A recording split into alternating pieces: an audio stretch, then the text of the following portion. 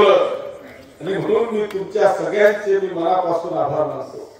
बांधवांनो, आज जर का तुम्ही पाहिलं, रावसाहेबांनी करोडो रुपयाचा विकासाचा निधी आपल्याला वाचून दाखवला।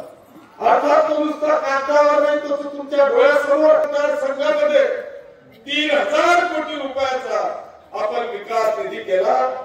ते चित्र या विरोधकांकडून पाहिलं जात नाही।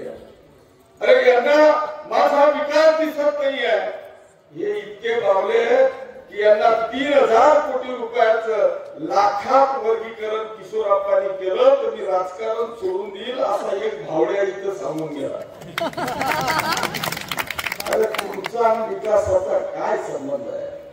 मी सांगितलं, या महाराष्ट्रातली प्रमुख मुख्य प्रवक्त्या आदरणीय ज्योतिताई वाघमारेंचं 5 मिनिटात या ठिकाणी आगमन होत आहे।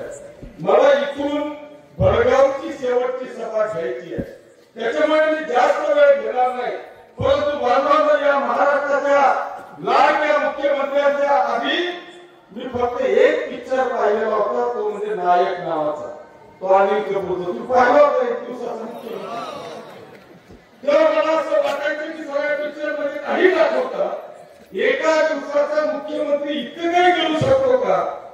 पण बांधवांनो, या 2.5 वर्षामध्ये जे चित्र मी पाहिलं ते चित्र खऱ्या अर्थाने हे सांगून गेलं की तो फक्त नायक होता, पण खरा महाराष्ट्राचा महानायक हा एकनाथ शिंदे साहेबांच्या रूपाने मला पाहायला मिळाला।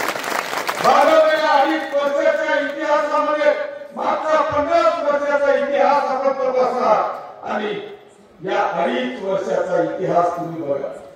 हे सांगतात ना की तुम्ही 2.5 वर्षामध्ये काय केलं?